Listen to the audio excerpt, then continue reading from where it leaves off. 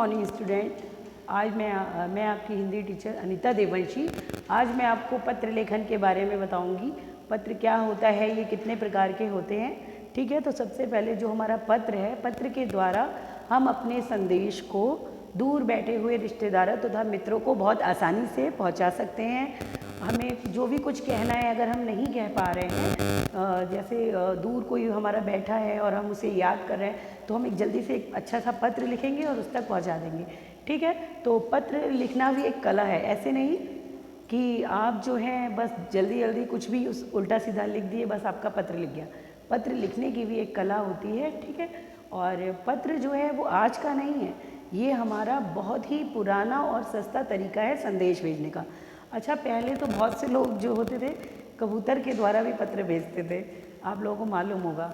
ठीक है, अब आजकल का जो हमारा पत्र है वो तो हम लोग व्हाट्सएप के ज़रिए भी भेज सकते हैं। अब तो पत्र लिखने का वही नहीं है, फिर भी हम लोगों को पत्र के बारे में जानना बहुत ज़रूरी है। ठीक है, तो बच्चों आज मैं आपको पत्र के प्रकार भी बताऊंगी। ठीक है, और सबसे पहले जो पत्र में हमारी बातें होती हैं वो कैसी होनी चाहिए, कितनी होनी चाहिए, ये मैं आपको यहाँ बताती हूँ। आइए, तो सबसे पहले आप देखिए, ये तो मैंने आपको अभी बताया है कि पत्र के द्वारा हम दूर बैठे अपने मित्रों तथा रिश्तेदारों तक अपना समाचार आसानी से पहुंचा सकते हैं, संदेश पहुंचा सकते हैं, और ये एक सबसे पुराना और सस्ता तरीका है। ठीक है, और पत्र लिखना भी एक कला है, ये मैंने अभी आप लोगों को बताया था। लेकिन सबसे मोस्ट इम्पॉर्टेंट बात जो है हमारी, कि इसे लिखते समय हमें किन किन बातों का ध्यान रखना चाहिए। ठीक है, तो सबसे पहले नंबर 1, पत्र की भाषा। जो पत्र की हमारी लैंग्वेज है वो एकदम क्लियर होनी चाहिए, स्पष्ट होनी चाहिए। ठीक है, दूसरा पॉइंट हमारा जो है, वाक्य छोटे छोटे और सरल होना चाहिए, मतलब किसी को आपकी बात समझ में आनी चाहिए और लिमिटेड आपकी बात होनी चाहिए। थर्ड पॉइंट है, अपनी बातों को कम से कम शब्दों में लिखना चाहिए। आपकी जो बात है पत्र में वो कम होनी चाहिए और स्पष्ट होनी चाहिए, मतलब जो आपका बोलने का जो मीनिंग है वो दूसरे को समझ आना चाहिए। ऐसा नहीं कि आपने बहुत सारा लिख दिया पत्र में और किसी को कुछ समझ ही नहीं आया कि उसका अर्थ क्या है, आप क्या कहना चाहते हैं। तीसरी बात, पत्र में दी गई बात स्पष्ट होनी चाहिए। फिर से वही आ गया है कि आपकी जो बातें हैं वो एकदम स्पष्ट होनी चाहिए, सबको समझ में आनी चाहिए। ठीक है, अब मैं आपको बताऊंगी कि पत्र कितने प्रकार के होते हैं।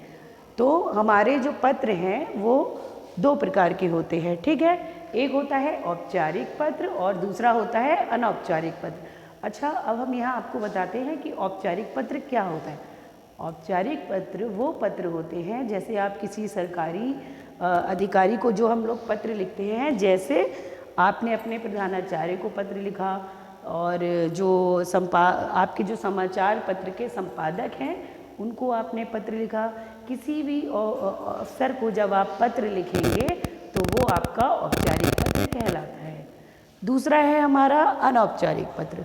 वे पत्र जो हम अपने मित्रों व रिश्तेदारों को लिखते हैं, यानी कि जो पत्र हम अपने मम्मी पापा, जो हमारे दूर बैठे माता पिता हैं, या हमारे दूर बैठे मित्र हैं, ठीक है, या आपका कोई रिश्तेदार है, मौसी मौसा चाचा चाची, ठीक है, आप जब उनको पत्र लिखती हैं तो वो आपका अनौपचारिक पत्र कहलाता है।